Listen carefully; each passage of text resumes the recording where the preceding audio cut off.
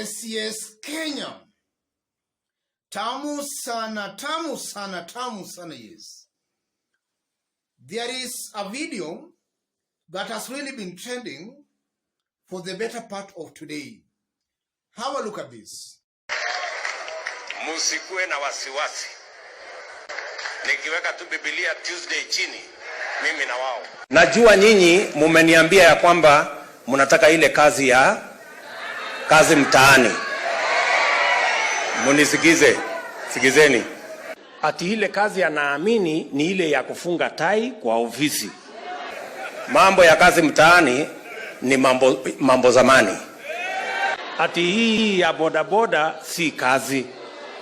Mimi nataka niwaambie my friends, hiyo kiburi mtawacha. Sikizeni. Mambo ya kazi mtaani ni mambo zamani. Ile kazi mtaani ya kuokota takataka na nini hapana. Wacha kiburi na wacha madharau. Kazi ni kazi. Ile kazi mtaani ya kuokota takataka na nini hapana. We are a people on a mission. Unielewa? Hiyo kazi sikizeni. Hiyo kazi ya mtaani. Hakuna kazi ya mtaani tena. We are a people on a mission. Unajua Kenya hii iko watu wana madharau na kiburi mingi.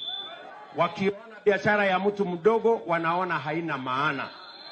Wakiona bodaboda wanaona ni muhalifu. Wakiona mamboga wanaona hana maana. Sisi tunasema kazi ni kazi. Watajua kazi ni kazi. Tuachane na hiyo. Sasa kazi itakuwa hii. Ninyi mnanielewa? We are a people on a mission. Nikiweka tu Biblia Tuesday chini, mimi na wao. Ninyi mnanielewa? Yes. Before we have a look at that video, let me say this. William Ruto was inaugurated in office on the 13th September 2022. Today is 27th October 2022. So from 13th September to today, 27th October, William Ruto has been in office for exactly 45 days. And normally, you can gauge a government's performance in its first 100 days in office. William Ruto is almost halfway. In this video, I want us to understand what William Ruto has done in his first 45 days in office. If you are watching us for the very first time, subscribe, give this video a like. Back to that video. The video just exposes the inconsistencies and the doublespeak by William Samoei Ruto, saying one thing today and saying completely a different thing tomorrow. That video shows when William Ruto was campaigning for the presidency, when he was telling Kenyans and most of the hustlers that kazi ni kazi. Mtu asidharau kazi yako, kazi ni kazi. About 2 days ago, again as exposed from that video, William Ruto was in Kibra launching some housing units where he belittled kazi mtaani. And he's saying kazi mtaani ni ya zamani.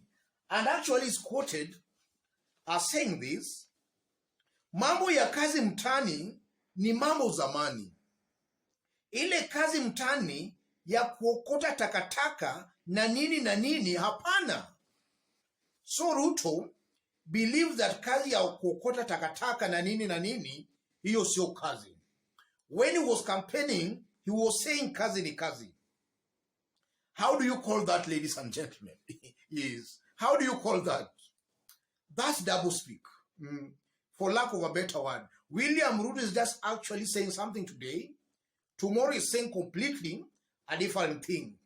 So something that comes out clearly is that William Ruto was not very serious with this slogan, Kazi ni Kazi. That was just a clever political tool he was using to hoodwink the masses to vote for him, or rather, into voting for him. And actually, the masses did vote for him. Yes. Let's dig deep to see exactly what Ruto has done in his first 45 days in office. Yes. In William Ruto's first 45 days in office, he has succeeded in rewarding his close political associates and allies. That's a fact. In fact, William Ruto has expanded his government to accommodate some of his close allies and political buddies. And I'm saying that because as I talk, William Ruto has increased principal secretaries from 42 to 49, government departments from 37 to 43. So he has actually done well in rewarding his close associates, his political allies. And from the kind of vetting we saw in Parliament, there is nobody William Ruto has nominated as a cabinet secretary who is not a millionaire. Some are even billionaires. So it's a fact, this is a government of the dynasties. William Ruto lied to the hustlers that he was going to form a government with them. Ruto has formed a government with his fellow billionaires and millionaires, his close friends and associates. There is no hustler there. So Ruto cheated the masses. He cheated the hustlers that he was going to form a government with them. And then back to that clip again. William Ruto on that day, when he was saying kazi okukota takataka yoso kazi, he abolished that kazi mtani. And now he was saying that the hustlers will be employed in the construction of those housing units.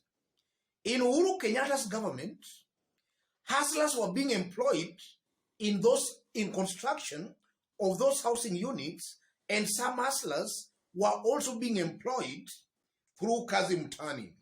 So by William Ruto doing away with the kazi mtani, he has actually disadvantaged quite a good number, thousands of hustlers who are depending on kazi mtani. Uhuru Kenyatta's government had both. Some hustlers were working under kazi mtani, some were working in the housing units. William Ruto has done away with one. So for the time in William Ruto's first 45 days in office, he has rendered thousands of hustlers jobless. He has rendered thousands of hustlers jobless as he gives jobs to his fellow friends and close political allies. That's a fact, and I don't think that is debatable. In William Ruto's 45 days in office, it's also a fact that life has become very hard for the poor man, for Mama Mboga, for Boda Boda. Ruto has removed fuel levy, or rather, he has removed subsidy on fuel, and he has also removed subsidy on unga.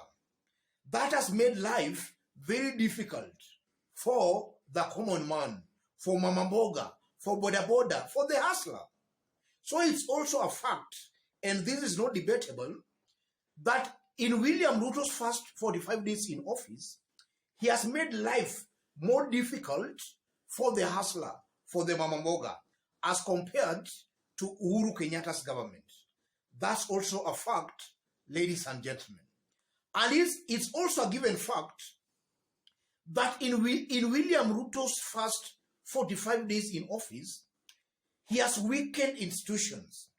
Institutions are now being deemed compromised.